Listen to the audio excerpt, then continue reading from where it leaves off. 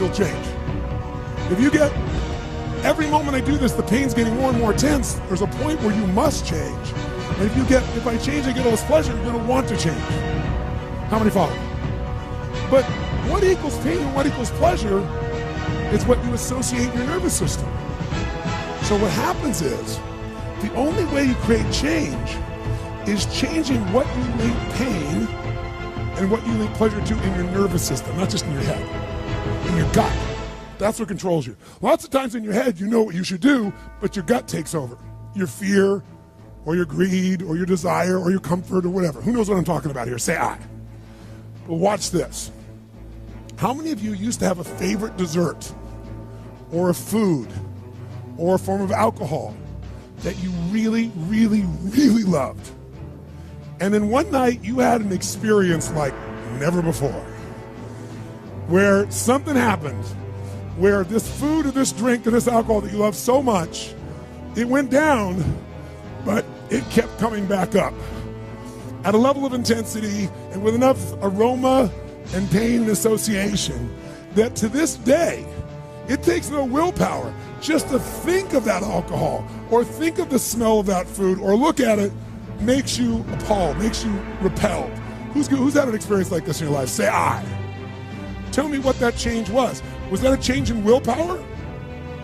No. All that happened is your brain changed what it used to link pleasure to, it now linked pain to. When you link enough pain, it takes no willpower, you're gonna avoid it. The problem is some of you are linking pain to things you need, like exercise, right? Or pain what you need, like a relationship, right? And it's the wrong association that's gonna control your life. Your job is to change what you link pain and pleasure to. So that night, what was pleasure became pain, and now it takes no willpower, you just avoid it. So we call that changing what you associate to things in your nervous system, or for short, a neuroassociative change. In other words, changing in your nervous system, what you associate pain and pleasure to. So, by the way, in this Christmas Carol story, does this man Scrooge change his life, yes or no? He didn't want to change. Does he change his life a little or completely? And by the way, how fast? An heartbeat, in one evening. How does it happen? 3 neuroassociative conditioning specialists show up at his house. Right? 3 ghosts show up, and what do? They get him to link a massive, unbearable amount of what? To all the things he did in the past around people.